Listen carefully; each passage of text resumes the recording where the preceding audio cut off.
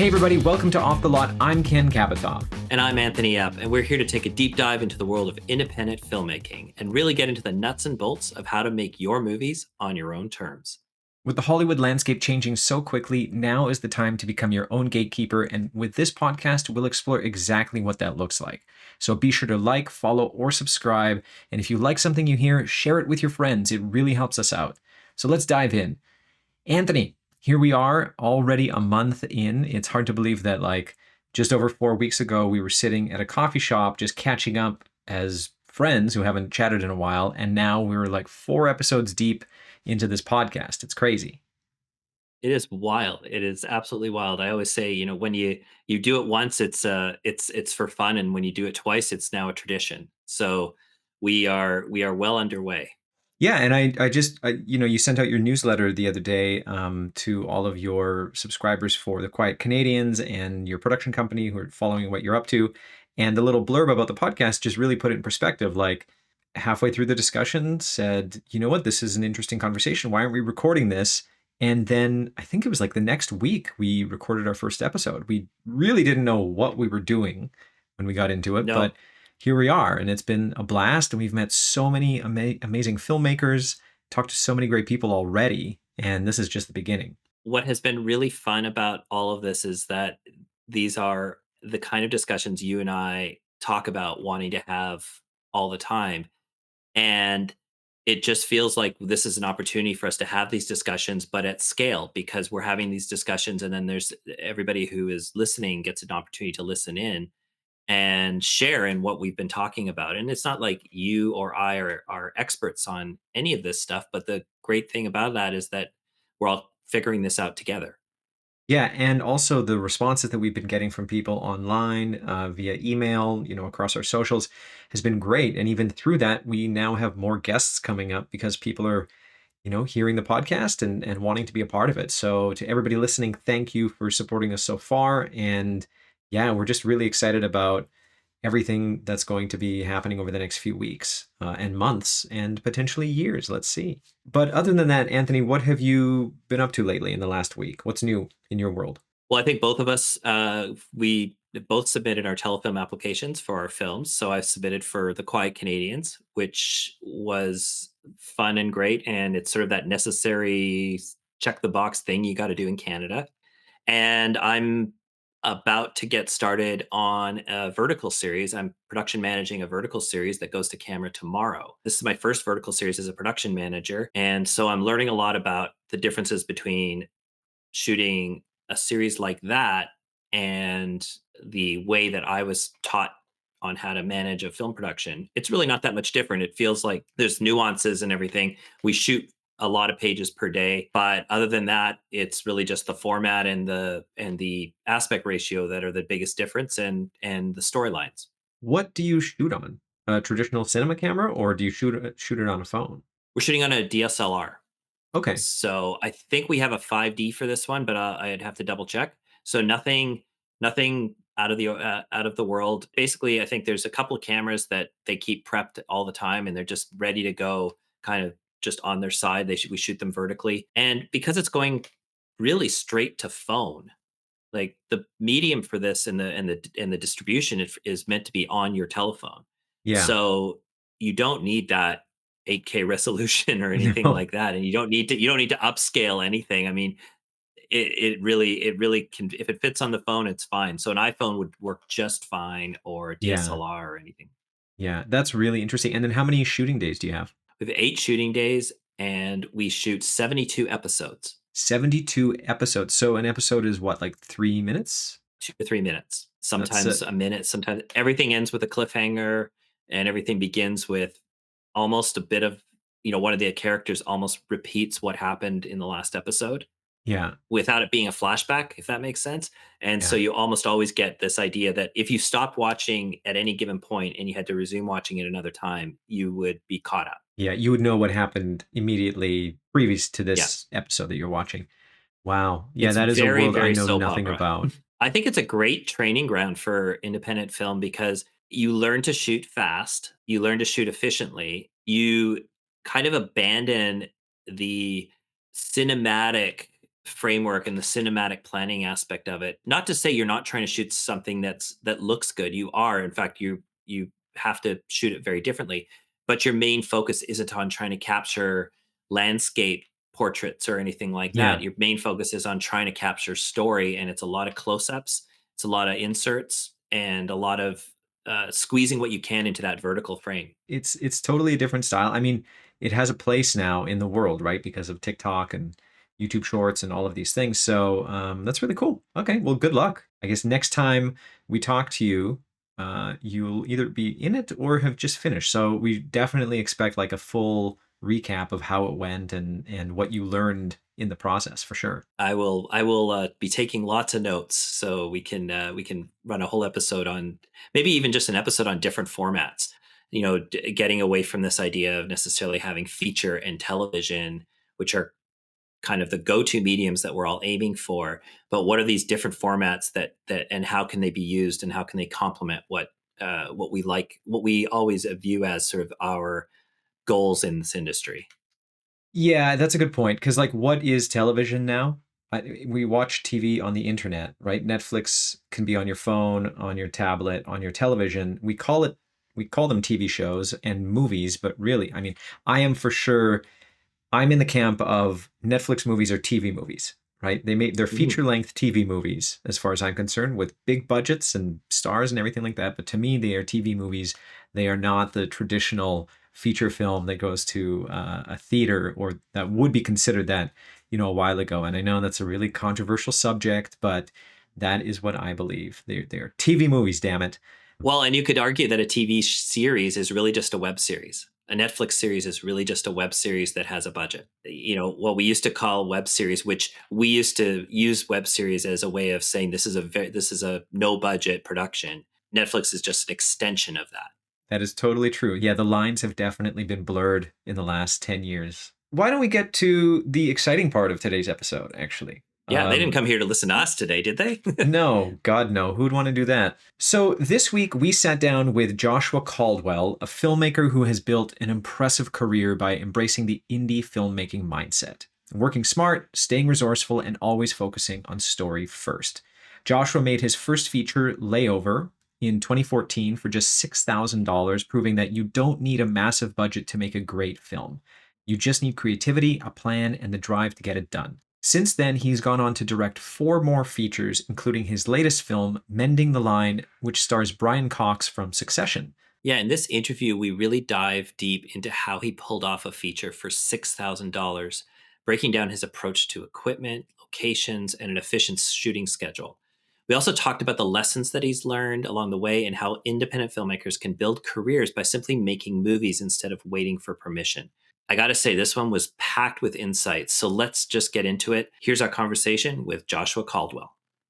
Joshua, thank you so much for joining us. This is super exciting. We're very, very happy to be talking to you today. Sort of the first thing that we dive into with all of our guests is just asking, like, where are you? How did you get into film? What's your backstory? Take us through that and how that led to your first feature, Layover, which is brilliant, by the way. Thank you. We'd love to dive into that. Yeah. I'll try and be quick because otherwise it's a whole podcast. But I'd always had an interest in film. Grew up a product of sort of the 1980s and VHS and being able to now watch movies at home. I mean, for the kids that are younger, it's like the concept, the idea that you never could is insane. But just that real late 1980s, early 1990s types of movies coming out. Just got very, very into it and just kind of started to I was interested in sort of the world of it, right? Like the characters and not in acting, but in just existing in the world. And then I remember, and then really the sort of interest in filmmaking and understanding filmmaking as an actual like thing. It was really like just it was a combination of things. It was like there was, I've said this before on other interviews and stuff, but there was this like really great show on Discovery Channel called Movie Magic. And you had to like find it again because it's on broadcast TV. And so like you had to try and they would never tell you when it was on. It was like complete free for all. One day it'd be on at 2 o'clock in the afternoon, next day it'd be on at 11:30 at night. But I managed to like tape them. But what was really cool about that show was they kind of like each episode was a different look at the behind the scenes special and visual effects of filmmaking, like how they did model building, how they did animatronics, how they did makeup, like all this really, really cool stuff. Stan Winston and the whole world of it. And that's kind of was my in, like, oh, wow, this stuff's really cool. I want to learn how to blow stuff up and, make cool monster masks and things like that. I never really ended up doing it, but I got me into it. And then, DVDs started coming out. And again, people today don't understand, but like when DVDs started coming out, people were like, wow, we could put so much on here. Let's have all this content, all this behind the scenes content, all this like documentaries and making of and interviews. It was like It was the, the the best. most I miss it the so most much. benign, I know, the most benign movie that nobody saw would have 3 discs, it was like it was insane. And so there was such an opportunity to learn there because otherwise I don't know how anybody was learning except by doing it, you know? I've said this before, one of my favorite, behind the scenes looks is the documentary on, the making of Magnolia, right? Because it's not Oh, like some yes. produced package, yeah. I But I know that remember one. Yeah. watching that, and I'd see Paul Thomas Anderson, and he was on a Fisher dolly, and you're looking at that, and you're just like, "What is that? Like, what is that with all the knobs and the arms?" I don't even it blew like, you just were like, "This looks like, alien hardware from," so you're just like, "I don't know what that is." And so, because otherwise, maybe a book, you would have seen this stuff. So, you know, I I had the interest, right? And sort of the peek behind the scenes, but then what really made it happen for me was, kind of in high school, we had a like 2 period a day production class that would allow me to, make video projects. We'd make documentaries about the school. But the other thing we got to do was we got to make narrative films. And so I started really diving into narrative films. And what was really cool about my high school was we had this class that sort of taught you how to do all this stuff. And then we had a kind of history of, a tradition rather in the high school of making parody movies of the most recent films and using those to like introduce whatever the homecoming theme or something, right? Mhm. The next year's ASB officers, whatever. And so I had a friend that's got involved in that, and I just said, I want to do this. Like, how do I help? So I started helping, and then I took over and made a couple films. And what was really fun about those was one, you're sort of emulating a style that you were seeing, but you're shooting on high eight. I mean, it's like, you know, so you're not getting the look, but you're emulating these kinds of things and figuring out how to do it. And you're editing on Avid editing systems and stuff like that. It was old school And tape to tape ones. no, this was like digital. This was like Avid Oh, okay. TV, whatever. Yeah, no, this was like Firewire, type of deal, Oh, yeah. real time ingestion from tape. Um, but anyway, but we also got to show these to the school. So I got to make movies, and I got to show them to an audience of 1,200 kids, and sort of understand like, hey, this worked, this didn't. Oh, this was funny. People laughed at the right spot. Oh, they didn't get the joke. Just Things test like that. screenings over and over Yeah. again. Yeah. And that kinda culminated with me making this, like, really, really awful hour-long Star Wars movie. That was kinda my final, like, send off that I was still editing up to the point at which we were supposed to start showing it. So, learned a lot doing that and, ended up making a decision to go to Fordham University in New York City. Um, I had thought that originally I wanted to go to film school and, but I didn't get into the ones I wanted to. And the notion of sort of going to New York City, which I'd never been to, um, and spending 4 years living on the Upper West Side in Manhattan, there's just something that clicked with me about that in terms of like my pursuit as a director. And since I've come down and said that I think that if you want to be a director, I think film school is a giant waste of your time and money, and I don't think you should do it because I think that like really a lot of directing, well, it's both the experience of doing it, which you don't need to spend 30 grand on a film to do, but it's also that you need life experience. Like directing is the sharing of stories and understanding what it feels like to be in love and understanding what it feels like to get your heart broken. And that's same with writing. I think the actual technical sort of skill set of directing and writing can be learned very, very quickly. I think you can learn how to write a script in a day. The question is, what are you doing with that skill? And that's Yeah. almost that's years and lifetime of living, that you then bring back to it. Yeah.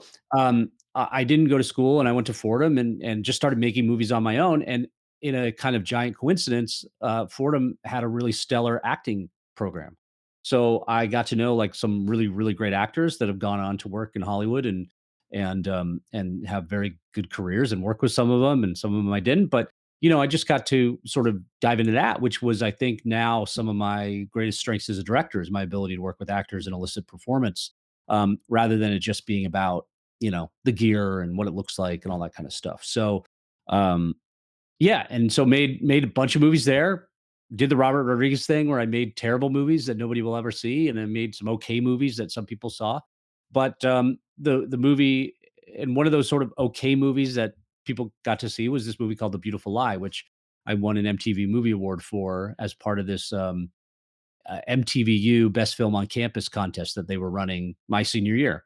So I got Oh, to go to, okay. so I Mhm. got nominated, and I was one of the 2 finalists, and I got to go to the show, and at the show they called my name, and I got to go up on stage and got an MTV Movie Award and golden popcorn, and gave a speech, and Hmm. thought, "Oh, my career is set. I'm ready to launch." And turns out nobody watched the show, and when they announced the winners with the trade in the trades with the press release, they didn't put my award on there. So nobody ended up really ever knowing that I had won it. And for a period of time, I was a little bitter about that. I decided to move to LA, pursue this career off the backs of this award, which again, nobody's ever getting hired because they won the best kiss at the MTV Movie Awards. But for a young filmmaker in what is arguably a popularity contest, I thought that would have some meaning. Turns out it doesn't. And it's just kind of a nice paperweight and a fun story. Um, but it took me a little while to sort of come to terms with that. And at that time, I sort of learned a really great lesson, which has served me ever since, which is just that, like, it doesn't matter what you end up doing in this industry. Nobody's ever going to do anything for you. Yeah. It's up to you to do it. And so I put the movie award under my bed, and I got to work, and I swallowed my ego, and I took internships, and I started writing and had sort of marginal success, and got a few things. Had a script that got optioned with the producer of Elf, and came very close on that one. And then the writer's strike happened, and or the writer's strike affected our ability to get that made. And then, but I ended up landing a gig working for Anthony Zeiker, who created CSI, sort of focused on digital. He had two elements of his company. One was focused on TV, which was a very, very lockdown system, but the other was doing stuff in the digital realm where I had a ton of freedom. So I got to direct, I got to produce, I got to work with a lot of cool people, and really learned a lot in that world. But I was itching to make a feature. I made some shorts out of college. I decided to make a short called when I was at Zikers. I made a short called Dig because I'd made shorts in college, and they were all shot on like the XL2 and Mhm. digital. And in the years since I left, the Red had come out, and you started seeing a lot more accessibility in terms of quality cameras for no budget, low budget filmmakers. And I was like, okay, I should probably make a short. I need to make something that maybe has some cast in it and updates a look and is a little bit more, a step up. So I collected, $40,000 along with like $20,000 in donations, and made this short film called Dig, which stars Mark Margolis and Aaron Himmelstein, and made a really, I thought, a very, very polished thing that I thought was again going to launch my career. Turns out it's very tough to program a 26-minute short, as good as it might be. Um, and I sort of realized at that time the fallacy of spending a lot of money on shorts. And Yeah. while I was at Zikers, I got to start really playing around with the Canon 5D. We used it on some productions there, and I had a buddy who was shooting a lot of really cool stuff there, Will Eubank, who's since gone on to become a pretty big director. But he had this 5D that he had modified to use these like T1 Panavision lenses that were just, it was like insane. Um, but I got to sort of see, wow, this thing sees in the dark. This has that film look, that depth of field, shallow depth of field that you're always going for. I remember when it came out, it felt like a game changer Oh, it for was a indie huge game filmmakers. changer. It was a Yeah. huge game changer. I don't think people really realize how, because the thing that's crazy to look back on is like between is like the past couple of years alone, it's starting to taper off and plateau, but like the advancements in camera technology is like insane. prior to like the red and the 5D, it was like a wasteland of Yeah. nothing. I mean, it took forever just to get to 24p, right? And Oh then took yeah. forever to get to like 1080. But you were still with camcorders, you know? And it Yeah. wasn't really until the 5D came out that you said, wow, I can actually, and you had to use these like, PS Technic like adapters to use cine lenses, which I did, but they Mhm. ate a ton of light and the ground glass always kind of, the quality was never great. And, but once that thing came out, it was just like explosive because now, it was so easy to get and shoot with. And so, Mm. I'd had this over the years. I'd been trying to get features made, and I kept lowering the budget that I was trying to attain. And I finally, had heard about how Ed Burns had been making these like $10,000 movies and shooting them on the Right. 5D and things like that. And I was like, "Phew, I mean, I could probably get 10 grand. Like, why not aim for that? And I'd had this story bouncing around in my head about a woman stuck on a layover. And I was like, I don't really know what to do with this, but maybe there's something interesting there. And the sort of, combination of sort of Ed Burns, this one idea, and the 5D came together and eventually led to Layover. Yeah, but I think the 5D really democratized the filmmaking because it actually, and I don't know if it was Ed Burns, but it might have, it was in that ilk where it kind of legitimized, like that legitimized making movies with DSLRs, right? Like that Yeah, idea of like, it's all of a sudden, oh, it's okay to do this. It was like a permission structure for lots of people to get out there and go, look, like if I have no money, I could still make a a movie. But then there's also now all of these other DSLR cameras that almost caught up to that and said, "Oh, you could do it now on a Sony or a Panasonic GH4 or whatever yeah, camera you have in your pocket or the iPhone or whatever it is." yeah. I mean, and then you started having like Lena Dunham did Tiny Furniture on the 7D, and that went to Sundance. And then you had, an episode of House was shot on the Canon 5D. And so you started to have, oh, okay, there's actually success being met here Mhm. with something like this. And Layover in its own small way was a part of that. But yeah, I mean, I and sort of after the 5D, it just was insane what came out of that. Like not me, I mean, camera wise and technology wise, and to the point where we are now, which is just ridiculous. It's almost too much. A ton of people, at least here in Vancouver, now just own ARRI Alexas, right? Like, Right. okay, there's a 48-hour film festival that happens here, and there are a bunch of groups that just shoot on Alexas, and it's like, okay, that's great, but you can also just shoot on an iPhone, right, for Right. this little festival if you want to.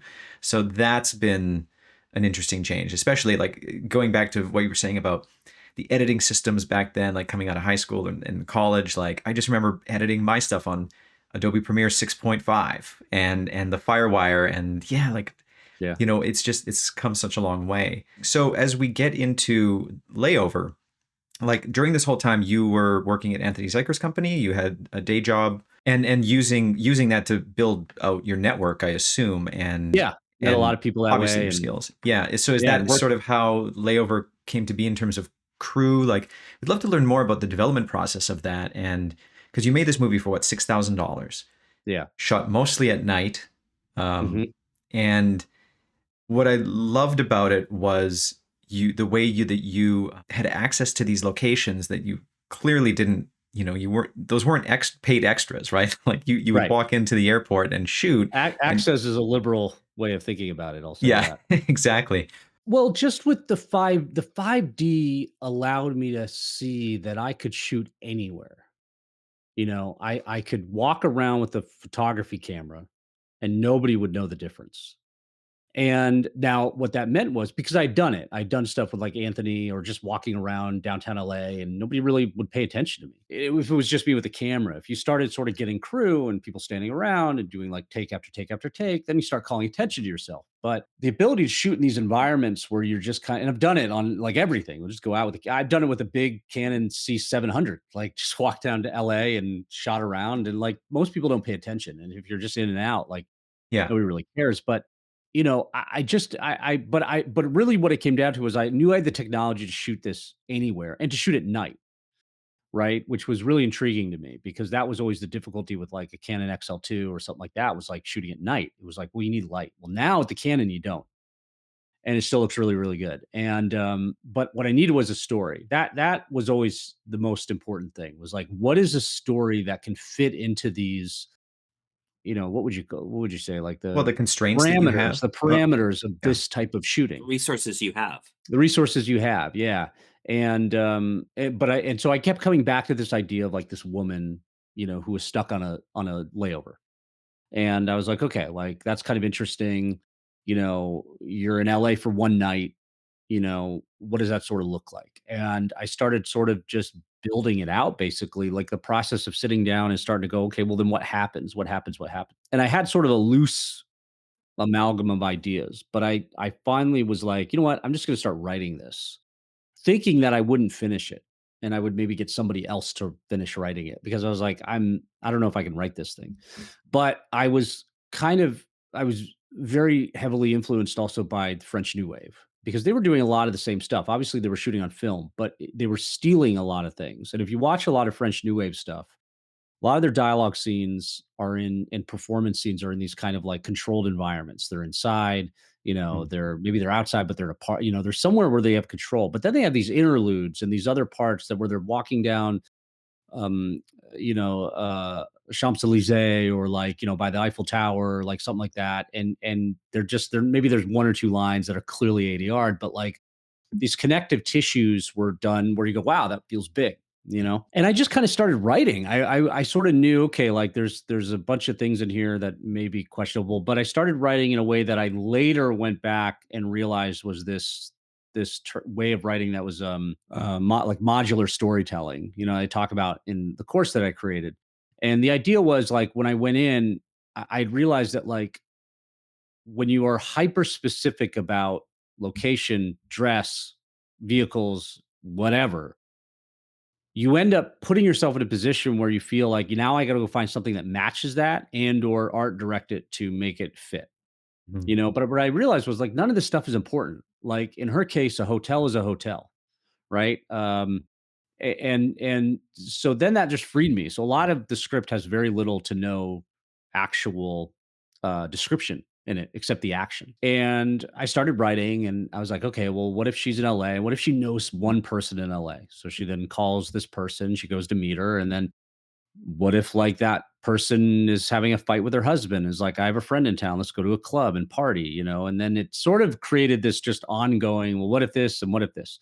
And like the motorcyclist was a complete invention in the moment. Like Mm. I hadn't really pre-planned it. I was just like, well, I have a motorcycle. Wouldn't it be cool if she met a guy on a motorcycle and then we'll shoot the motorcycle? It's like, and so you craft the story. And the script that we ended up shooting was pretty much the same script that I wrote originally, pretty much my Wow. first draft. We did like 4 drafts. I remember I wrote the first draft just thinking like, people are gonna hate this. you know, this is not very good. And I gave it to people and they were like, no, this is like, that's actually really good. We really like this. And I said, oh, wow. Okay. Well, and I said to my producing partner, Travis Overlander, I said, well, let's make this. And he's like, well, how much do you need? And I said, well, let's try and get 10,000. And he ended up getting like 5,000 from his like cousin who had wanted to like invest in like, he wanted to put some money into helping Travis make a short. And Travis was like, let's not make a short. Like, let's make a feature. So we did this. And then I put in like another 1,000, and then I was like, okay, I wrote a guy in here who speaks French. I need to find, I had the actress Natalie. I'd worked with her before. I knew she spoke French. So I was like, okay, let me write this sort of with her in mind, get her to do it. Her friend, I had another actress that spoke French. So I was like, okay, like I have that, but I don't have the guy. And then it became like, well, why did I write a guy that speaks French in and hoping to find one in LA? I'd reached out to a casting director and I said, I'm not asking you to cast this. I don't have any money, but do you know any actors who speak French? She was like, yeah, I do actually. And sent me, Carl's information. And it's funny because he is like a true Parisian. Like if he speaks English, he's got a really thick accent. So like in the movie, he plays an American, but you never hear him speak English. He speaks Yeah, great brilliant. French. And of course, we Yeah. justified that. And the doing the, and going back because there's a lot of different things that got put in place with Layover. Like I kind of was intrigued by this idea when I was thinking about it being a woman coming to LA. I was like, oh, it'd be really cool to do like a foreign film that is set in an American city. Yeah. And so that became intriguing. And I was like, well, let's do it in French, you know? And I actually, it was very calculated. I had remember there was a movie called Maria Full of Grace that was Mhm. directed by an American. I forget the director's name, is Joshua something.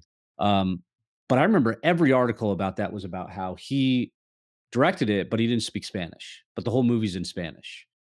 And I was just thinking, okay, if we're trying to generate interest or whatever for this little movie, maybe that's an element because I don't speak French at all. And so, well, let's make it in French. So I wrote the whole script in English. And then when Carl came on, I actually had him translate the whole thing. So he was the one who sort of went through and made sure it was all translated Yeah. and correct. And then yeah, and then it was just like, okay, let's see if we can start making this. And so I started bringing a couple people on board that I had worked with before that I knew had some resources, and we started going, okay, like how are we going to do the plane? And I'm like, the plane's the easiest part. I'm just going to buy tickets to San Francisco, and we'll go to the airport and we'll fly, we'll shoot all the airport stuff, and we'll fly up to San Francisco. When we're flying back, we'll shoot all the great stuff, landing and walking through the airport. And so like, but I knew that when I wrote the script. So like in the script, there's no dialogue in any of those scenes. There were scenes where I knew we were just following her. And so there's like one bit of action when she goes up to look at the board and she's confused, and then you understand that confusion a little bit, but like you don't have to explain it. You don't have to have her then talk to somebody and she's like, oh, the flight's canceled, da da da. What you do is in the next scene when you're in the hotel room and she's on the phone with her fiance or potential fiance boyfriend, she says, I don't know, my flight was canceled. You know what I mean? It's like Yeah. you don't have to cover it then. You just create a sense of what's going on, and then and it gets explained and you're off and running. You don't need to waste a lot of time on it. So, but I wrote deliberately a lot of these sort of like little like I said, this kind of connective tissue to happen. And then we were like, okay, can we get away with this?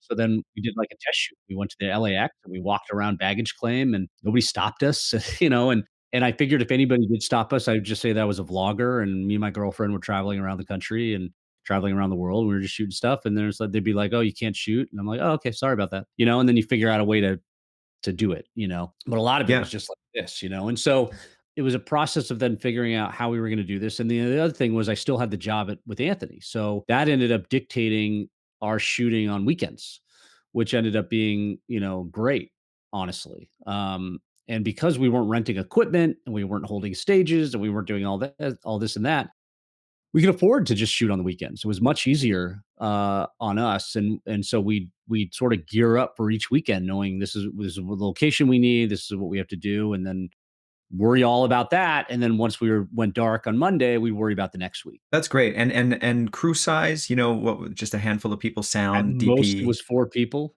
Yeah. It was me. It was a DP. And the 2 producers were also like one of them ran sound and one of them like was an AD and handled logistics and all that kind of stuff. And even on the sound, originally my idea was like, well, we'll just hire a sound guy, right? I'll pay for the sound guy, we'll hire a sound guy. We did it for the first day, which was all the hotel stuff. Mhm. And we had a conversation with the producers after, and they were like, I don't know if this is sustainable to hire somebody like this, like on and on and on. Um, and Vertel, one of our producers, came and pitched me and he said, I think I have a better idea. And I was really wary because to me, sound was so critical. And we have a lot of dialogue scenes and we need to make sure. He's like, no, no. He's like, I think it'll be fine. And basically, what we ended up doing was just running 2 labs and in a boom mic to an H4n Zoom. And it Yep. was amazing. It was amazing. And our sound mixer ended up asking, who'd done big movies and all this kind of stuff, ended up saying, "Who recorded this? What did you guys record this on?" And we said, "Well, it was on the H4n." He's like, "I think this sounds better than a lot of the stuff I get, a lot of the bigger production." But because H4n, of yeah, the that, we were Zooms are very great. careful. We were intentional with making sure that we got good audio, because I was like, Yeah. "There's no way I'm gonna be able to come back and ADR this unless I want it to look like a French New Wave film." Where it's not quite Yeah. matchy-matchy. Um, so it became a sort of, how do we figure this out? How do we do this, right? Because nobody really there was no resource for trying to figure out how to make it in this way. Um, but it was very intentional also going into it saying, I don't want to do the thing you hear about when people do low budget stuff, whereas like you've got one location and you've got 2 actors, right? I'm like, I don't want to do that. We tried sort of delving into that and limiting that. And I just said the problem that I have with that is you end up you do it because you don't have the resources to pay a large crew and handle all the logistics of filmmaking and production and go place to place to place to place, right? And I get that. But the problem is you end up sacrificing what's on screen and scope and scale for everybody behind the camera that nobody watching a movie ever sees.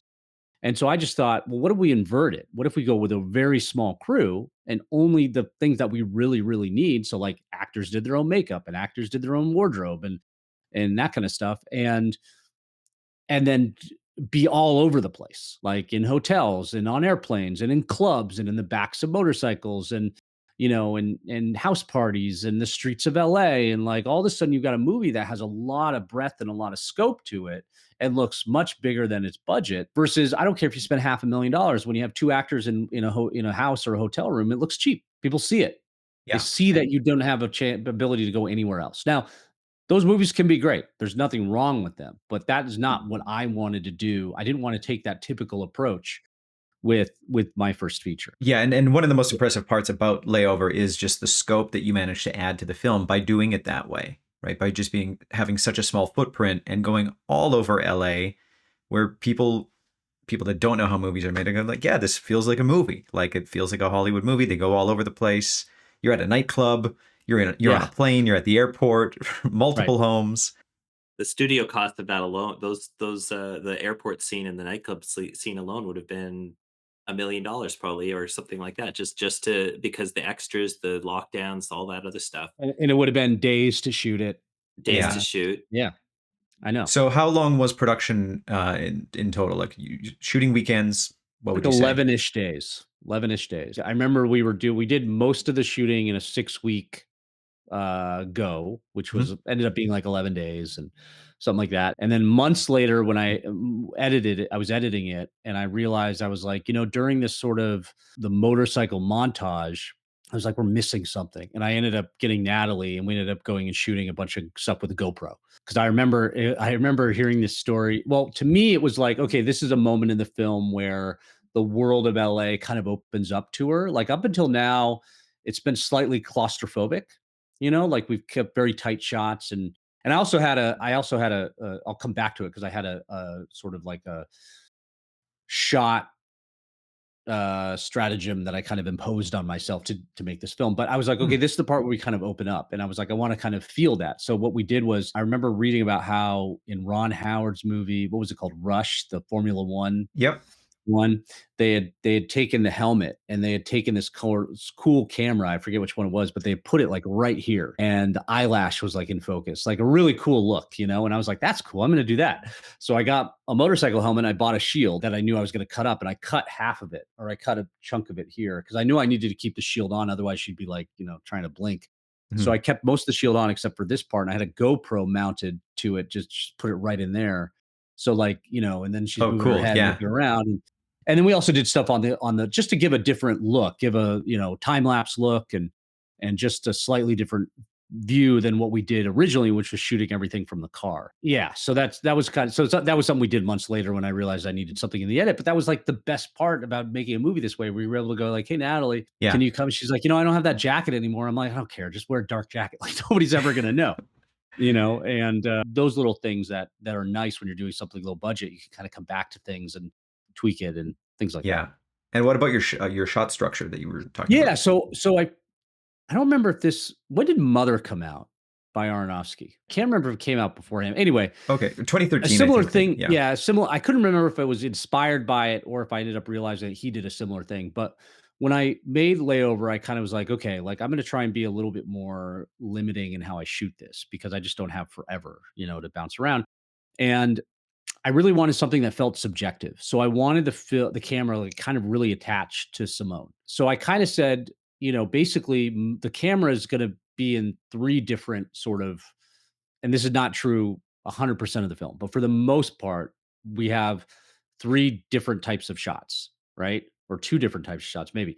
First shot is on Simone's front, right? We're always sort of here with her. The second is on her back, moving with her, following her. And then the other was what I was going to do. What I said was anytime we have like she's talking to somebody, she's engaging with somebody or something like that. Normally, what you would do is you would move the camera close to that person to shoot their side, right? If you're standing 10 feet apart, you'd shoot close up here and then you'd walk over and shoot close up on them. But I said, we're not going to do that. What we're going to do is to get to that other person, if we want to be tighter, we're going to zoom in. And I remember having an argument with my DP about it because I was like, what that's going to do is that's going to end up sort of bringing that person to her. It's going to make you feel like it's sort of a POV of her. He was like, no, it doesn't work that way. And I was like, he's like, you want to have the camera be physically closer. I'm like, no. And then at the end, once we made he was like, you were right. Like it worked the way you said it was going to work, which was like, you want to feel like that person is both close, but also distanced from her. And so that way you're like, oh, the camera is still with Simone, but by zooming in, now you understand the camera hasn't moved, but we're sort of reaching to sort of get to that other person. So it doesn't feel like the camera really ever leaves sort of her immediate space. And it's a Um, perfect example of point of view, because even if we walk into a giant room with like a gala and you see somebody, we don't physically move over there, but our eyes focus in on that person right, and our brain zooms in on that person and we don't see the rest of the room, even though we right. haven't moved in position. So that's the same effect. Yeah. That's great. Yeah. And it just saved me from having to do too many. I tend to want to shoot, you know, everything, right? I want to, I like to not hose it down, but early on in my career, I was leaning in a lot to sort of getting a lot of different coverage and angles and stuff like that. And I was just on this one, I was like, let me just be simpler with it. That was kind of a little restriction that I put on myself. And then obviously we have wide shots and we sort of get out of it. But I also was like, well, a lot of those wide shots come around sort of after she's been in the club and you sort of, or her world is opening up. Is that an intentional thing on the wide shots, or is that like a way to retroactively explain the the I use mean, of it's sort of it's like we needed a both. wide shot, but how do I figure It was more like it was, a lot of it was like it's you put this in to sort of create an aesthetic, knowing Yeah, that you don't have to be like super, super restrictive. Like the movie should yeah, feel like it's opening up a little. So especially at the club, at the club when you get into wider shots and you see Mhm. the whole club and the musics and all this stuff, and then it cuts to her outside and motorcyclist, and you start to feel like, okay, this world's not just this tight, like her going, I don't want to do anything while I'm here type of feeling. And a lot of this stuff, like you don't plan for it, ends up just sort of happening. That's what's sort of really yeah. magical about movies and why, sometimes the subtext ends up occurring as you sort of connect with the material and start executing it. And also have time to play with it on set. That was the beauty of doing Layover. We would show up, and because we were shooting on the 5D, we were either using sort of natural artificial light, the light that was around, and it was deliberate. I'd driven around for weeks, like looking for these locations and seeing what was lit and at what time and would these lights turn off and all Mhm. that kind of stuff. And or we'd be like when we were in the house or something like that, we'd light it, but we'd light it with China balls and like we use existing lamps or something like that. We were sort of set up and running within a half hour of getting to a location. And then that allowed me to just shoot and spend 8 hours shooting a scene. And so we do 13, 14 takes of each angle and really got to let the actors sort of settle in and then that gave me a lot of material to then build these performances in the way that I wanted to, so that we were really maximizing sort of the best out of everybody's contribution, as opposed to we got 3 takes and we got to move on. And what's interesting is what you're saying is I think Josh is that because you know what you know your film, like it's like it's a director just knowing what their film needs to be, and that allows you to be open to the opportunities that present themselves. But when you come into it with that prep of I know what the story I know the story I'm trying to tell, then you're allowing yourself those opportunities to open things up or to shift around or make adjustments on the fly as you see a good opportunity. Yeah, and it's also having a certain skill set and confidence in operating. So like in this case with this movie, we had a DP, but I operated because all we had was the 5D with that little monitor on the back. Yeah. So I couldn't have somebody else operating and then having to go watch it back. So, it's like I was like, I'm gonna operate. I've always loved operating. I've always felt very confident operating. I probably have never, I don't know if I could operate for somebody else because I don't know if I have my own sort of point of view that I don't know if I could, I don't know. Anyway, they might not like what I'm doing, but I like what I'm doing. And so A lot of it, you really know what the story's about. Like you said, we'd spend the week like rehearsing. We would, after I'd work a day at Zyker's, like all the actors and everybody would come on Tuesday night. We'd take Monday off, and they'd come Tuesday night, and we'd sit down and we'd go through it, and Oh, we'd go through the cool. French Yeah. version and rehearse it and do it a couple times and sort of know, okay, this is what we're going to do and this is where we're shooting, and really talk through it and have an understanding of what was going to happen. So I got to obviously know the script really, really well. But at the same time, like I didn't shot list it. I had on previous like dig and things like that had been meticulous about shot listing. And I still to this day, do it. But a lot of times on Layover, I was like, really, I'm just going to shoot the whole scene and they're going to be moving. And so shot listing this is pointless. But you also had your emotional anchor, Right, right. with those I shots was, of I'm going to do mhm, this. It's going to be this point of view. So that's a great starting point, and then you'll find the magic. You'll find those yeah. things that pop up. Yeah, Right. Because I also realized I was like, this is really like, look, I'm shooting on a 5D.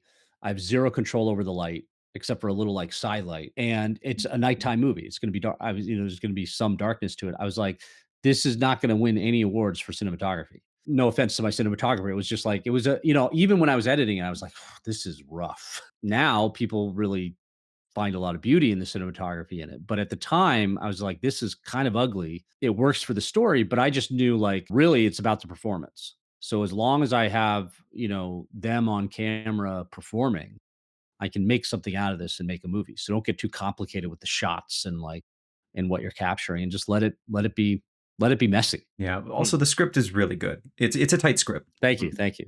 Yeah, A lot of the questions though, like one of the things that people always brought up, especially when we early on, they were like, "That hotel phone call scene," yeah. right? I was like, when I was writing it, I was like, "This is long," and even later when we were editing it, people were like, "This maybe you should cut this down." And I just said, 1, no, because I don't have to. But 2, I was like, Yeah. if people 1, there's so much in this, right?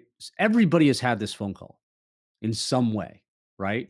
Where you're sort of talking to the person, but maybe you don't really want to be, and you're sort of like again, these sort of like pauses of like restarting the conversation as you talk. Like I just felt like this was a really real type of conversation. I also thought it was emblematic of the rest of the film. And I was like, if you can get through this conversation, then you're going to enjoy the rest of the film. And if you can't, then the film wasn't going to be for you anyway, because it's a lot of dialogue. It's a lot of back and forth. That's the whole point of this movie is these conversations that occur. Well, and it's such a great setup for her character about just, planting that doubt in does she even want to go to Right. Singapore to be with him? And she knows what's going to happen. And so, again, it's just such a very simple premise for a film that's executed really, really well. But Thank you. the Thank you. story is not complicated. And Right. I mean that in the best way possible, right? Yeah, Like, yeah. Well, I so, think too, like it ended up being, like in a way with me, like I was at the time facing a fork in the road when I started to make Layover, right? I was like, I want to direct. I've spent the last couple of years being a digital executive, but directing is what I want to do. I'm not getting the millions of dollars I want to direct the films that I'm looking to do, and I'd always had this idea of like, I want to direct a movie before I turn 30. So it's sort of like, well, at this point, what are you going to do? Are you going to go be a director or are you going to continue down this sort of executive path? And so that sort of is imbibed in the film as well, even though that's not what the conflict is, for her. But it really is. And I think why the film works for so many audiences, especially audiences of different ages, is that the film is really about facing down a fork in the road and which direction are you going to go and are you going to live to regret the decision that you ended up making, right? So like when you get younger audiences, they all recognize that that fork in the road is either coming or it's hitting them, right? If you're older, you've realized that you've already passed that fork and you either look back with, a realization that maybe you chose wrongly or that you chose rightly. But everybody's really faced down sort of major life decisions that end up taking you in a completely different direction, and Layover is sort of really about that. And in a way, it's about choosing the more comfortable version than the other version, right? I really didn't want this movie, spoiler alert, to end with her staying with the motorcyclist in LA. I was like, that's yeah. bullshit. To me, it was about, no, what are you going to do in real life? Even if you sleep with the guy, you're not staying in LA. You're getting on the plane. You're going to meet you know what I mean? People don't make these giant life decisions like that. And I just thought that felt like so much sadder, Yeah. but so much more real. It was And I so thought that it honest. would, yeah, it's honest. It's like, no, like I'm going to you know, doesn't matter what happens. And they don't sleep together. You know, that was a decision that I made too. Is like I didn't want that to be the whole Mhm. thing. You sort of think that, right, when they go back to the hotel. But I was just like, that's not really where we get to. It's really about her future and what she's facing down. And I think that's also like, it was this like millennial angst type of film about like, it's supposed to be, I had a career and it's gone, but I'm supposed to be a mom. I don't really want to be a mom and just have kids. Like, that's not what I'm looking for. Like, who am I supposed to be? What am I really looking for here? So that I think just think there was like, and again, wasn't some huge Sundance hit that made $200 million and spread around the world. It was just, but in its own small way, it just did a really good job of sort of connecting with audience and speaking to the experiences that they were either going through or had gone through. Like I watched it with a group of 70-year-olds in Palm Springs, and they all loved it. And Mhm. so I think that like it's really weird because to me I was like something about the movie connects with people, and it's not that I don't know what it is, but it's just surprising that such a small film in a foreign language would have that kind of like impact. What I find it interesting, and you've touched on this before, is like, so your golden popcorn didn't launch your career, but Right.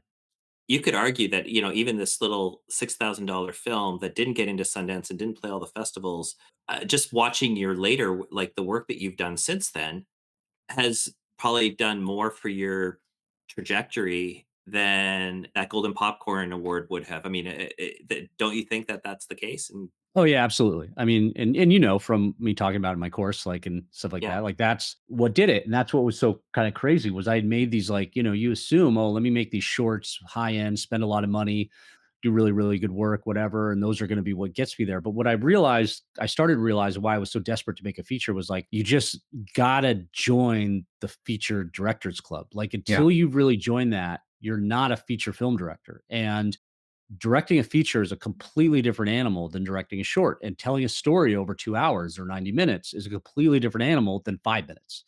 And you have to kind of prove it. Now, some people get to prove it with a lot of money and great cast and, all the gear and gizmos, and some don't. Some have to sort of make these little things.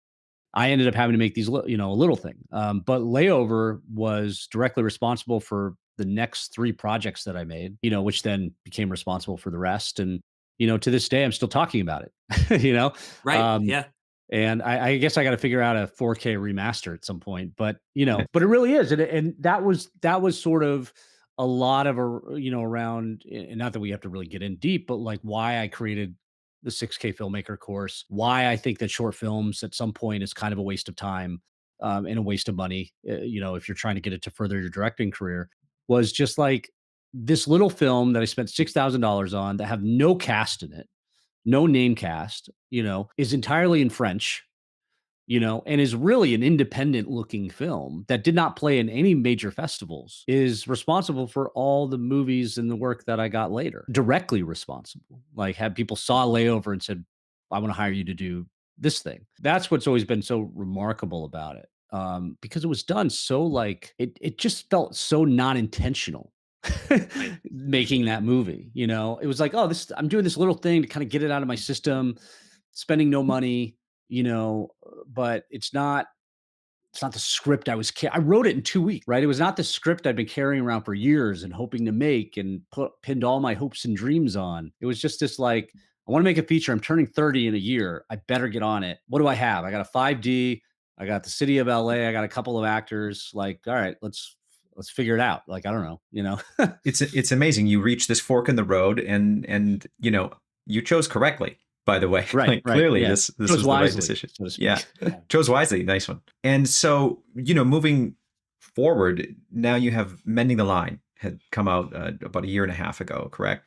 Yeah. How has your approach changed, if at all, to filmmaking? Because obviously that's a much bigger budget with amazing cast, and you've worked with great actors along the way, and that's your fifth feature. If Yes. Yeah. That okay, was number 5. Yeah. yeah, but how has your approach changed to tackling something at that level, or has it? Well, the interesting thing has been that it's been challenging because I'd rather either have no money or a lot of money.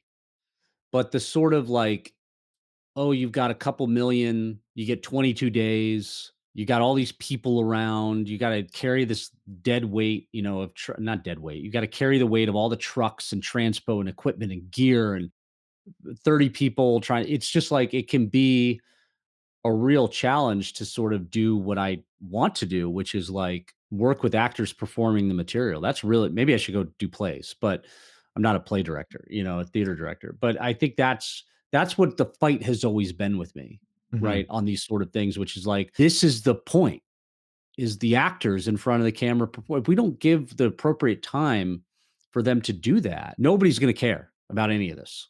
They're not going to care about the lighting. They're not going to care how it looks. They're not going to care about the editing. They're not going to care about all these props and costumes and all this stuff. And that's not to sort of like denigrate any of the contributions of any of those things. It's that oftentimes that's what they're job is not to service that. They're not concerned about that. They're concerned about their specific, part of the filmmaking process, which is great. So it's always about trying to challenge the way things are typically done in an effort to get the thing that I want, which is just time for the actors to be performing. Because the more time I have for that, the more takes I have, and the more I can really build this in the edit. And so that's been the biggest thing, which is like just finding time. And the challenge has been with like especially like Infamous and Mending the Line was only having 21, 22 days. Yeah, and at a certain point, when you have such, a big footprint on set, if you come up with this idea where all of a sudden you're not going to be facing this way, you're going to be facing this way, actors come up with something new, and you're like, yeah, this is making the scene better. Sometimes Yeah, it feels like you have to move a tanker, you have to turn a yeah, tanker around to make that possible because of the infrastructure that you now have on set. Where right. a little run and gun indie, you can turn that around in a few minutes, Yeah. not 45 or an hour for a new setup. So a lot of it is having the people I work with understand that. So like the DP that I've worked with now on a couple different movies, including Mending the Line and Infamous, Eve Cohen, she knows that I want to be able to move the camera and point wherever I want to point within reason. And what are the scenes where we can go do that? And what are the scenes where we can't? And so it's about finding that balance, right? Because you don't want to, I personally I always think everything can look good, right? But DPs sometimes have a different point of view on that, and they're concerned about how it looks, right? And so, but I'm always like the actors come first, like the performance in capturing that performance comes first. Everything else is secondary. So how can you help me with this, right? And how can I help you doing what you're doing to make sure we don't need to do crazy lighting on this. We don't need to spend a lot of, you know what I mean? Like, how can I make your job easier? Because if you don't do that, they're going to go into with their own process and their own preconceived notions of what it should be, and they're going to overdo it. Typically, they're not going to come to you with 5 shirts. They're going to come to you with 20, right? And so Yeah. you're like, no, it just needs to simplify it, right? Like, let's just do this. Let's just do this. Let me make it easier on you. And so it's sort of trying to find a way to apply my process to what is a very different way of filmmaking, right?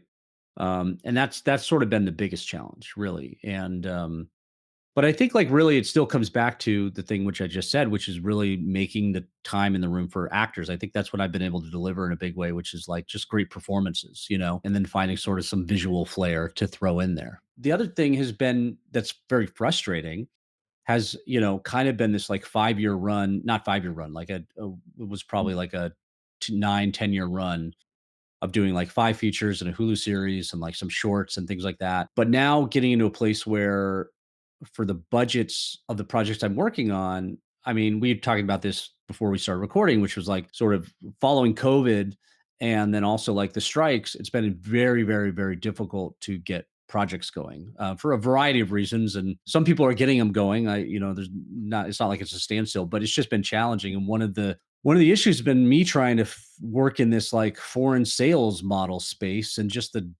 really real a lot of difficulty in there and a lot of difficulty in trying to get stuff in this sort of under 5 million budget range and needing certain levels of actors to fulfill these obligations to your which I all get. But what it is, it's a whole lot of not making movies. And I'm starting to reach a point, I reached a point last year where I'm starting to go like, all right, while this other stuff is happening, what else can I be doing to just continue working?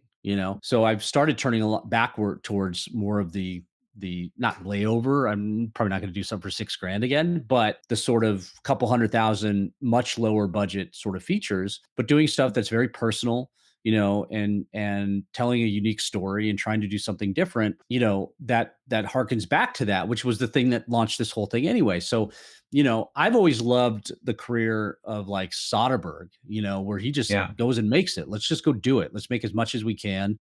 And if I have 100,000, I'll do, I don't know if he's ever had 100,000, but like, if I've got a million, I'll do that with that. I've got a 80 million, I'll do it with that. But like, Mhm. let's just keep working, He you is know, not precious about anything, right? Like anything, he which, just which to, in some cases it could be to your detriment, but Mhm. it doesn't hurt him. And I think that's the point. At least he takes shots, Yeah, he like really keep taking does. shots. Yeah. And I think that's what's, I mean, I just read about the horror film that he just released that just came out. And he was talking about how I forget who the actor that was talking about. I can't remember who's in it, but he was saying that Soderbergh told him he had the move a final cut within 2 hours of the last day of wrap. He already had the movie done Yeah. because he Wow. would edit on his way home and he would just say, this is the take I want, and here's what it is. And like, it's like it's that is sort of really aspiring, like to do stuff in that world and just shoot and shoot and shoot. And I think that's where I'm getting to, which is like feeling like I gotta just keep making stuff. And in some ways, like I can go kind of make movies that people are not going to give me millions of dollars to go make, Right. because of whatever. It's like it's a drama or it doesn't have a thriller and doesn't have this big cast or like whatever. But I think that like it's really, really difficult to get people to like sign on to a movie that's just in its like paper stage, right? Getting Right. people to say yes to a movie about fly fishing or a movie about this or about that, like is one thing. But once it's made, then they're interested as well, right? Mhm. Like You're a like genius now.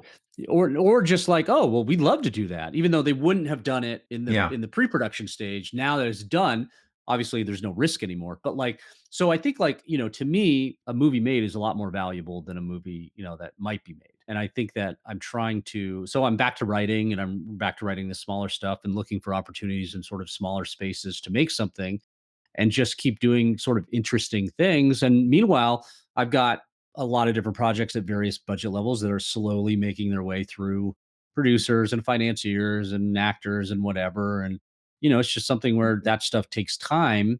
But in the meantime, I'm like, I'd like to be making stuff and sort of exercising this muscle that I have, to just keep producing. And if it's $100,000 movie, so be it. Yeah. You didn't get into movie making to be a developer. Right, right. And that's what's Yeah. happened is you develop all this stuff and fortunately I'm in a place where like, people will pick up the phone and they'll hear me out and they're interested in the pitch and I can take them something that there's interest in, but then, it just takes time to mount these kinds of things and it can be frustrating to sort of sit there and go, well, I'm in my prime right now from as a director and I'm not doing that, Yeah. and sort of the years lost by not being able to fulfill this sort of skill set that I have. Yeah, and being on set and getting to work with actors and then capturing that magic because there's always that unpredictability that I just love. Like that's my happy place. And yeah, when we're there, that's what it's all about. And this in between phase of setting it all up, and it could be a year, 2 years, 3 years, or more. At the same time, I've really tried to reorient myself around sort of the whole slow productivity approach from Cal Newport, and just really knowing and I've talked about that. I'm trying to write and deliver, or I'm trying to write more and publish on Substack. But I talked about how like nobody's really waiting for you. That I wrote this article on this sort of epiphany I had while I was fly fishing. But this idea that like, we have this idea that, oh, somebody's waiting for the next Joshua Caldwell movie. And it's like nobody's waiting for the next Joshua Caldwell movie. So like don't rush it, right? Like be okay with I've really, when I was younger, it was all about just getting stuff done, right? Mhm. And having something, a script, having this. And I always hated the doing and I loved the having done. But now I've tried to really reorient myself. And I remember it was like, I think it was something Anthony said, which was like basically around the idea like the work is the point, right? The work is the satisfying thing that you should be doing. You should enjoy that process of what it is you're doing and not necessarily whether it ends up doing anything for you. And so I've tried to really take that into account and try to just enjoy the process of writing, the process of developing, and hopefully more of the process of shooting and directing. But, just being okay with like one, enjoying the work, enjoying the process of writing something, right? Which I've never really enjoyed. I've always been more of a director than a writer, but really enjoying the process of doing that instead of just like I'm writing to make it. And also being okay with, because the thing is like look at Barry Jenkins. He made his first feature for like $50,000 or something like that. I think it went to Sundance. And it wasn't until like 7 years later that he came out with Moonlight. Nobody cares about those 7 years. He might have, because he was like not making a feature. Once the Moonlight came out, it was like he's off to the races. Like he's Yeah. off, you know what I mean? So like everybody's kind of on their own timeline. That's been a hard thing for me to like just work through and process. Like, oh, I wish I was further along in my career. I wish I had more movies. I wish I had this. I wish I had that. But you sort of realize everybody's sort of on their own timeline for their own reasons, and sometimes it's about just being, instead of forcing it, you're sort of open to what's coming to you, and you may end up finding that one story that ends up lighting you up, and then that's what really kicks you off and puts you in the next sort of level as a director. It's easy to look at like Paul Thomas Anderson or Chris Nolan and see, oh wow, those guys in their mid 20s were making huge. They got to make the big movie and it launched them, and they've been working ever since. And you're like, yeah, I'd like to have been working now for 15 years and whatever at that level. But that's just such an outlier. One, that's such an outlier, but two, that's just not maybe your story. Yeah, Ridley Scott and Michael Mann, they didn't even make their first features till they were in their 40s. So it's like it's every director has their own journey. And yeah, it was a very different era, and it was sort of like, they had the right connections at the right time, and their script found their way to the right person. Like you just really don't know. And it's not really ever something you can plan. No. You kind of have to just keep trying your best. I think that's why there's no one successful film director out there who has the same story as another film director. Everybody's origin story from how they made it in the industry is completely different. That's why everyone has their own book. Yeah. Like there is no like I went to, get my MBA in. I went to USC, I got my MBA, I Yeah. worked with this producer, and I was off and running. Yeah, and that's like the path for everybody, and there you go. And it's also like, I mean, I even think I kind of just barely slipped in at the last moment before this whole industry has just completely changed. I mean, I just don't know about it now. I think my hope is that we're in this kind of like late 50s period where like you got big budget movies that are not doing well and Yeah. bloated budgets and star driven, and what happened to that? Hollywood collapses because of TV, and what comes out of it? The independent film movement of the 1960s. I'm hoping I'm gonna ride that wave, right? Like, I can make stuff for lower budgets, I can deliver good content. Like that's where I'm sort of trying to position myself. But it's tough. It's very, very tough right now. And like I've said this before, like I don't even know how you start a career as a screenwriter. It used to be you could write scripts and move to LA and try and sell them. And I'm not saying that's not happening, but I also don't even know how you really start a career as a director. I mean, especially in like the sort of Hollywood world of it, it's like they're kind of only ever going to like the top 1% out there. And, I don't know if that, the sort of ability to work your way up, I don't know if that exists anymore. It's sort of like you make a $50,000 movie that goes to Sundance, and then all of a sudden you're on the set of $100 million. I just don't know. And then you bomb and fail, and you don't get to recover. So I don't know. I'm hoping that for me, it's the sort of like tortoise and the hare, and I'm slow and steady and eventually getting there. But what's that industry going to look like?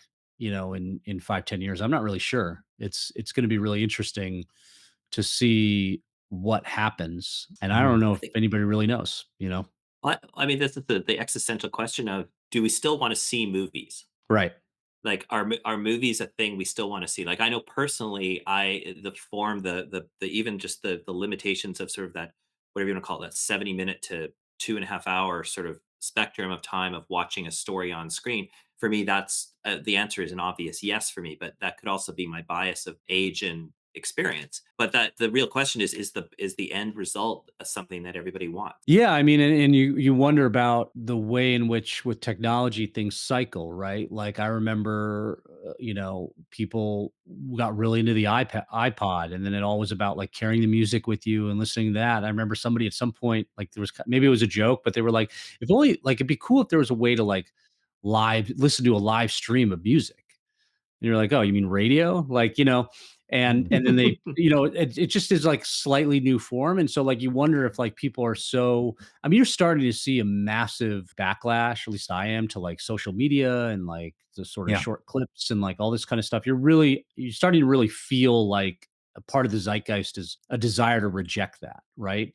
And so Mhm. then you go, "Oh, that's," are people gonna look for more long form content? Maybe not 2 hours, but maybe are they gonna look for 20-minute long things and eventually build back up to it? Like, it's hard to know. Or are we just completely screwed because nobody's attention span is longer than 20 seconds anymore? And, getting people to go to the theater is like impossible. I just don't know. And then it becomes a question of like, if they don't go to the theater and they're watching at home, what does that look like?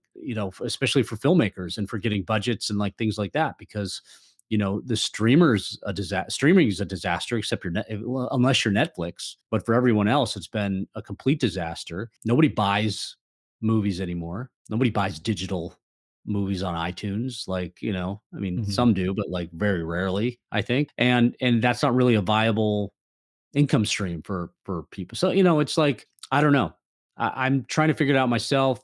I'm leaning towards the world of like smaller budgets, more personal stories, but that sort of connect universally, and don't require a massive audience to make its money back. I think you tapped into something though too, where it does feel like we're at the end of the old studio era. Things are about to collapse, and this is the Easy Riders, Raging Bulls period of indie filmmaking again, a rebirth of indie in a Or it different can way. be. I think it can be, Could you be, know. It yeah. can be. I'm feeling hopeful. It's like I come from the TV studio world, as a TV writer and producer, and now really diving into the indie filmmaking side of things and focusing on directing. And on the TV side, it's so hard right now to get anything off the ground. There's this massive Yeah. contraction that's happening, especially also with film. But studios are being so conservative, or streamers are, after the strikes, with inflation, with all of these things going on.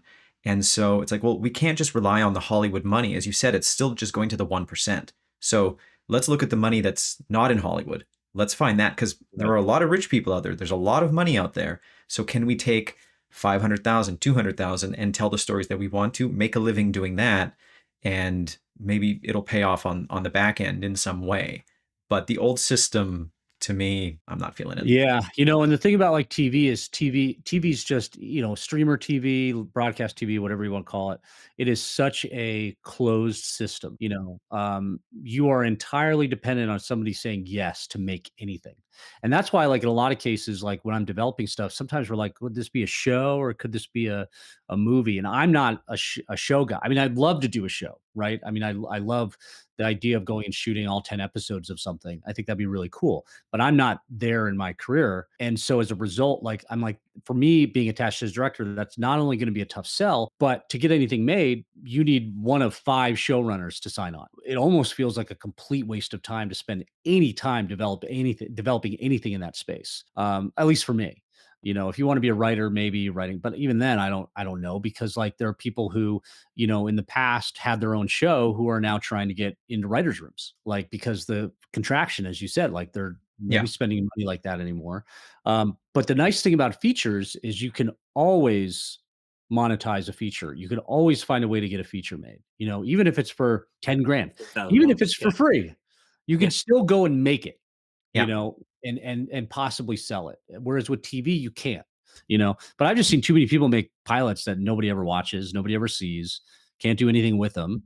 It's like a paperweight, Mhm. Yeah. that just doesn't really get you anywhere. I don't think. I think you're much better off if you're independently doing something. You're much better off making a feature and then finding a way to leverage that into TV than making something that you can't do anything with.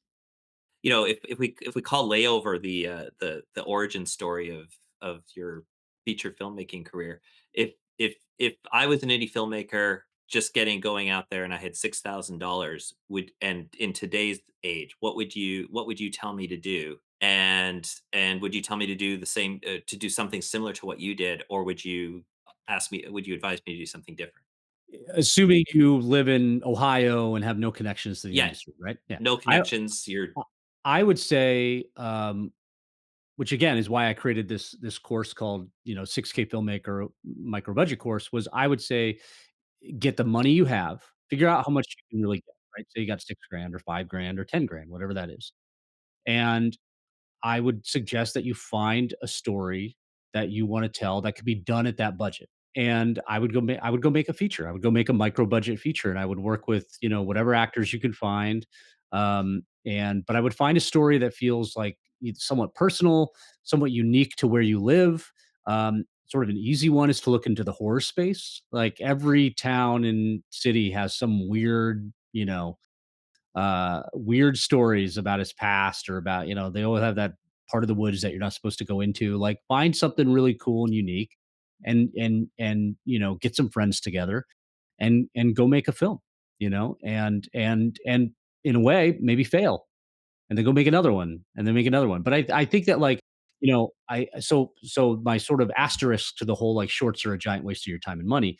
I think that, like, shorts can be really great for, like, trying to figure this out, learn what aesthetic appeals to you, learn how to get actors and get performances and all this stuff without, spending a lot of money on it, spend nothing on it, and then feel when you feel ready, pursue the feature. But I think really it's just like the ability to make a movie now exists on your computer and in your hand with these cameras. I mean, you don't need a whole lot more, but you need a good story, and come up with an idea that sort of works, where you can go shoot out in the world. You can justify why you're shooting the way you are, but just go tell a really interesting story. I think that's the hardest part. That's the part where that sort of life experience and or research and or the just living in these different places, unique places, and thinking about that can really help, as opposed to, I'm in film school and I'm going to write a Tarantino ripoff, about a bunch of guys in suits planning a bank robbery. Like, Mm. I think you get a lot of that when you come out of film school, and I think we need a sort of more interesting.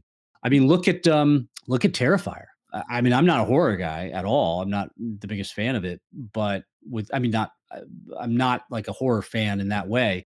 Um, but looking at what that filmmaker has done, I mean, that's huge. Made it for nothing, and it's become a global phenomenon, and the sequels made so much money.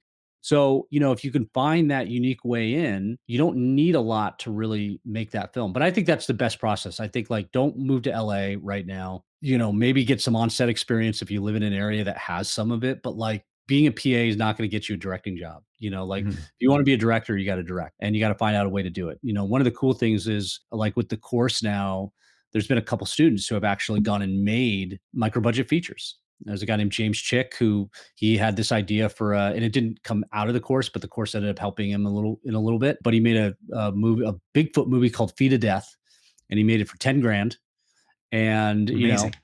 got it made, monster movie, right? Like, I mean, you think, oh, I need all this money. And he shot it in the Pacific Northwest in his backyard and did a really great job. And it's on Amazon, and Blu-ray just came out, and he got distribution, and, now he's trying to figure out the next one, but I think, like, it really is just about work begets work. And the more you can be making things, and if making things, like when I was in college, I said, I'm just going to make as many things as I can. I'm going to spend as little as I can so that I can make more stuff, as opposed to putting all my eggs into this one film's basket, and focusing all on that. So it's a bit of a long-winded answer, but I think it's just make things. It's just like start making stuff, putting it out there, getting feedback, seeing what people think, start a YouTube channel, make shit, and then build up to a feature. And I think that's going to end up being the route for a lot of people. On that note, thank you so much That's a great way to for finish. joining Yeah. us. I Really feel like we appreciate need it. to have you on again. Let's do it. All right, so that was an incredible chat with Joshua. Just a ton of great information, and it was super inspiring. Like, I kind of feel like just grabbing my camera and shooting a $6,000 feature right now, to be honest. What would you say was your biggest takeaway from that discussion? And like, honestly, it was such a treat to be able to interview Joshua, because he made that film Layover in 2014, and that was a huge inspiration in terms of his style and his approach that got myself and Helena, my wife and partner, to direct and write and produce our first feature. So a lot of the stuff that he was talking about was stuff that we definitely used in our film, and it was super cool to get him to talk about that on camera. So Yeah. I guess let's, biggest lessons I would say are just don't wait. Make the feature film with what you have. Yeah, it's so true, right? And he, as he was saying, he was like approaching 30, and he had this deal with himself that he wanted to make a feature before he was 30 years old. And so he just figured out a way to make it happen. And again, was super resourceful, which is a common thread for this podcast of just stop waiting. Don't wait for permission. Figure out how to make it happen. And even 10 years ago, it's not like he could have shot it on an iPhone, right? That technology wasn't Mhm. exactly there, but they found a way to do it on the 5D, and just like so many other filmmakers at the time. And it totally paid off for them. Yeah, and he used the technology to his advantage because the 5D was the first DSLR that could be a movie camera. Because and he noted that a couple of other people had already started making short films on 5Ds. And the one thing with, of course, the Canon 5D at the time was that it was really good in low light. So if you ever watch the movie Layover, that entire film takes place at night. Yeah. And you think to yourself, well, if you're going to what's one of the cardinal ways to keep your budget down on a film set is don't shoot exterior night. Well, this entire film is exterior night. I would say 75% of this is shot outside at night. And he took advantage of the camera's ability to capture usable, good looking footage in that low light and turn it into a very solid independent drama. Yeah, it's true, and again, just keeping the crew super super small, having a camera that doesn't attract a lot of attention, as he said, he just looked like a blogger or whatever it was, and just like I mentioned, a few weeks ago with how I made my short film Ludo, like it was just my gimbal, a camera, and I was following around the actor in a public space, and nobody cared, nobody even looked at us because people are just so used to having cameras around now. And so he used that to his advantage and shot at LAX, even took it on the plane from San Francisco to LA to just get that shot at the beginning of the movie of her looking out the window. And when I was watching that, I Yeah, was like, oh, did they just get an airplane wall and green screen the footage? But it's like, no, they actually just shot it on the plane. And again, no on the one plane. said a thing. Right, and when you only use a DSLR and you don't have a big sound crew or anything like that, you can afford to do something like that because the thing is like you said, everybody has a camera already anyway. So, and everybody's already doing all this stuff with their cameras. They're doing Instagram stories and everything like that of their trip to wherever. And I can imagine that a $200 or $300 ticket per person from LA to San Francisco and return probably costs way less than getting a set together, building a wall, and then having to put in a plate of a Yeah, flight landing at LAX, which of course is probably what Netflix would have done, right? yeah, Netflix would have done it that way because you can control it. Now one of the ways that I found was really interesting about how he approaches that kind of shooting is he doesn't put a ton of dialogue in those places, right? So yeah, he's not putting any dialogue on that plane landing because then it will give it up. He'll give up what he's doing, or he risks giving it up, or he risks not getting what he needs out of that story. yeah, And the same thing with walking through the terminal at LAX. Like you can do that if you're not going to have a dialogue section with two characters. If you just have a character who's walking through LAX, nobody's going to pay any mind. But if you have to do multiple takes of something because the yeah, dialogue didn't work or you didn't get it clean, that changes everything. So what he does is he takes his dialogue or anything that it matters to the story in the film that needs to relay information or character, and he puts it in a controlled environment. yeah. So he kind of creates that modular storytelling where some of this stuff to give it scope can be shot guerrilla and the rest of it can be shot in a controlled environment where he has control of the sound. He can get it clean and go from there. What did you think of his comment about how shorts are kind of a waste of time and that you should just make features instead? Yeah, it's interesting. I mean, look, I don't disagree that if you make a feature film, your chances at improving your career and finding more opportunities, that's totally true. Shorts are great training ground, obviously. And as he said, like even if you just make a short film for yourself to figure out what your aesthetic is and work with actors and get practice that way, that is certainly like a great way to do it.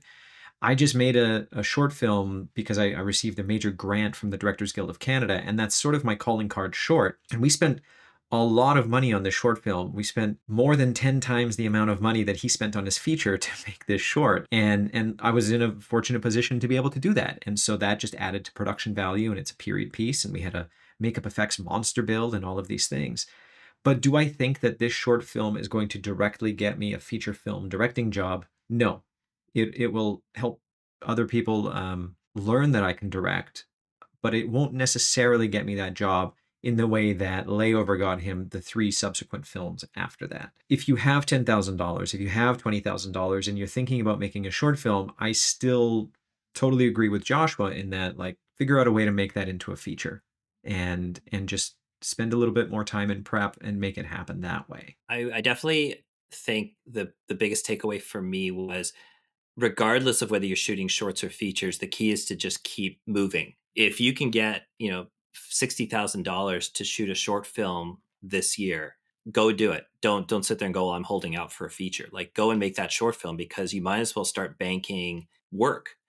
Show the more stuff that's out there that can showcase your work, the more opportunities, the more swings at the bat that you have, the better chance you have, I think, of landing bigger and bigger and bigger projects. But one of the things that he mentioned too is that even though he made that movie for $6,000 and it got him a lot of notoriety, that's been 10 years. Yeah, he's made 4 features since then. Mhm. But, and it's nothing to sneeze at, but even he would admit that it's much easier to still keep control of your own destiny by being a little more ambitious on the next project, but not swinging for the fences each and every time. You're better off continuing to make films and not stagnating than waiting for that big film to come in based on that dream screenplay that you've. Yeah, because there are too many things going on in the industry that can stop you from allowing you to do what you want to do. And so something that he actually mentioned that wasn't recorded in that episode, but it really stuck with me, was the fact that in 10 years and across 5 feature films total, he's only been directing on set for about 122 days. If you look at a big budget Hollywood film, that's actually, they often shoot for more than 120 days for something like on a Marvel movie or like a Ridley Scott movie, although he shoots with like 8 cameras, so maybe he gets that done in like 2 weeks. But point is, Joshua's been directing for 10 years. He's made 5 movies, but all of those movies have had very crunched timelines. So like 15 days or 11 days for Layover, 22 days, I think, for Mending the Line. And so he actually hasn't been on set directing that much. And that's also been driving him crazy, right? About like, just take control and maybe make a smaller movie, because then you get to direct more. So if the question is, should I make a feature film, but I'm going to have to wait a year to make it happen, and in that time I'm not directing anything, well, okay, that's one option. Or make even just 5-minute shorts over a weekend, but work with actors and be on set and direct and get better at directing. You have to kind of look at it all of these different ways and see what works best for you. And if directing, just being on set and directing, is what you want to do, you can do that right now. You can get some actors and you have a camera in your pocket, go and do that. So it just depends on sort of the scope of the project that you want to take on, but there are a lot of things to consider here. So I think a lot of it is really just about taking your own career into your own hands and being the master of your own destiny. As he said, nobody's waiting for the next Joshua Caldwell film, right? That's up to him Right. to decide when that's going to happen. And it's up to him to write that next script and meet with producers and get it out there, or find the money, go to an executive, go to a studio, whatever it takes to get that movie off the ground. But that is up to him. No one's sitting there waiting for his next movie. No one's sitting waiting for your next movie or my next movie, right? It's all up to us. So that's it for this week's episode of Off the Lot. We want to hear from you. If there are any topics that you want covered or any questions that you would like answered, please email us at podcast.offthelot@gmail.com. You can also find us on Instagram, Threads, Blue Sky, and Letterboxd. Our handles are in the show notes. Be sure to like, follow, and subscribe. We'll see you next week. See you, Anthony. See you next week.